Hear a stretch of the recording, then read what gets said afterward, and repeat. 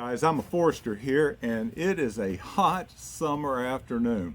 Summer just started yesterday, I believe, but I'm going to make this a short video because it is pretty warm. It's in the 90s right now, and of course I'm in South Carolina. This is a normal summer day, so I wanted to do an EDC video, just update on what I carry. It's Sunday afternoon.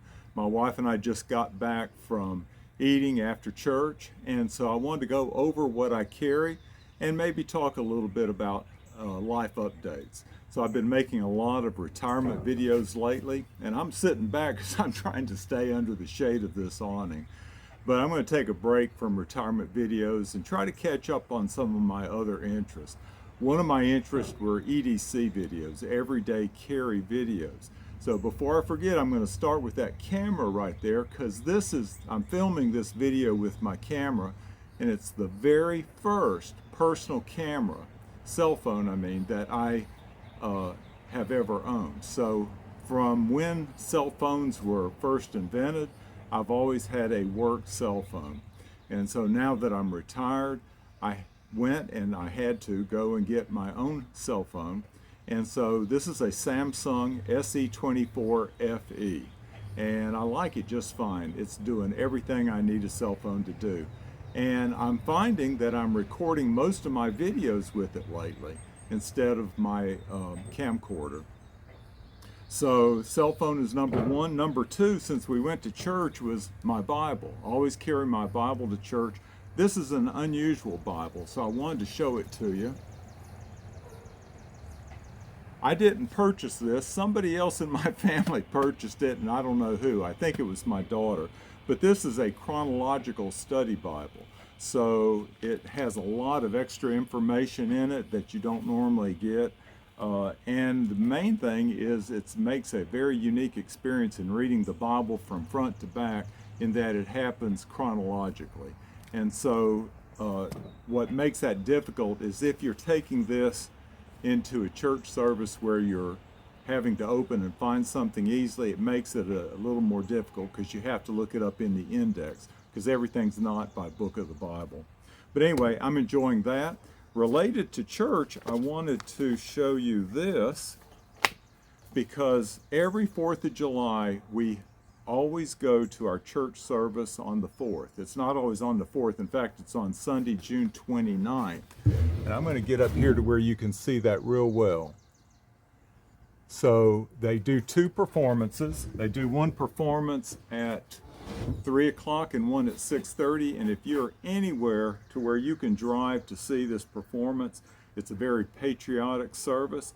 And I've posted some videos about this service. So if you were in the service, you'll be recognized. You'll stand up when your branch of the military is being honored. And a lot of great music. So two songs in particular that I like, my two top favorite songs. One is Flag Waving American. I'm just a flag waving American. The other one is The White Cliffs of Dover. That one always brings a tear to my eye for some reason. But anyway, I would encourage you to come to this if you can at least make it. It's free to the public, but you have to call ahead and get tickets or get them reserved. And if I can help out with that in any way, I'll be glad to do it.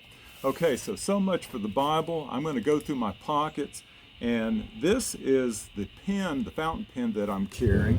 I'll get up and show it to you in closer view, and it's hard for me to see it because of the glare. But this is a Conklin Fireline fountain pen.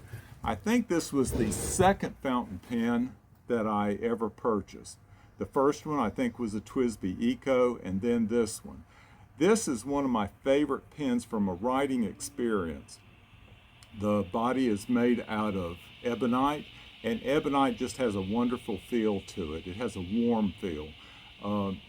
So anyway, I haven't been using this lately. I've been going through my pens in rotation, but the time came for this Conklin Firelines, and so I'm carrying that today.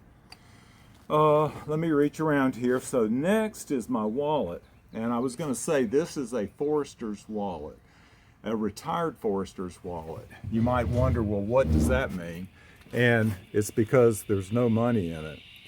Okay, so this is the wallet that I featured recently. I've done some reviews, and for the life of me, I cannot think of what the company's name is, but you can look on one of my last videos and find out the name of that wallet, and I've carried it for the past several years.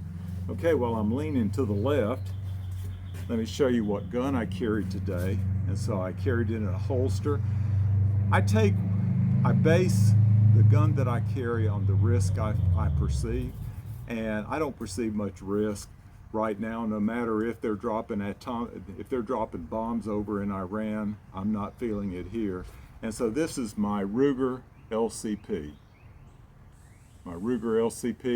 And I have it loaded, so I'm not going to play with it, but there's a round in the chamber and then a full mag of 32 or 38 caliber 380, I'll get it right, caliber rounds. And that just stays in my right front pocket. I am carrying a knife, but like I say, it's a low risk Sunday. Whoop.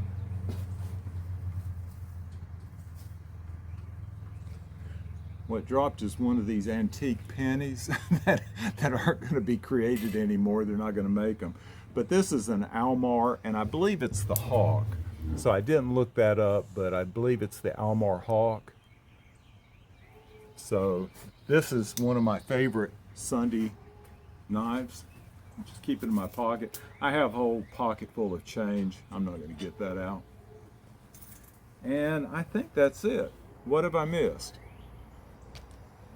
Bible, camera. Oh, my watch. I did miss something. I knew I had something else. So the watch that I'm carrying today is my ball watch. And normally I would not be wearing this ball watch on Sunday, on a Sunday afternoon or Sunday, because my Sunday watch was my Grand Seiko. And I think I made a video recently about my Grand Seiko. I was very disappointed with it, and that was the topic of the video, because it had a warranty issue and it had a malfunction. And if you go back and watch that video, time was flying. In fact, I took it back to Dimitri's jewelry store and in Charleston, South Carolina, and when I showed them what it was doing, it elicited laughter about how time was flying. And they sent it back for warranty repair to Grand Seiko. I won't see it again. I just did that a couple of weeks ago, maybe a week and a half ago. I won't see it again for probably no sooner than 3 to 4 months from now. So I'm satisfied that they'll fix it. It'll be running great again. I just hate that that type of thing happens with, you know, it's my most expensive watch. This was an expensive watch, but it was half the cost of that Grand Seiko. And so anyway, I'll be glad to get it back. It'll be fixed. But that's what I'm carrying today. Y'all take care. Hope you have a good day and stay cool.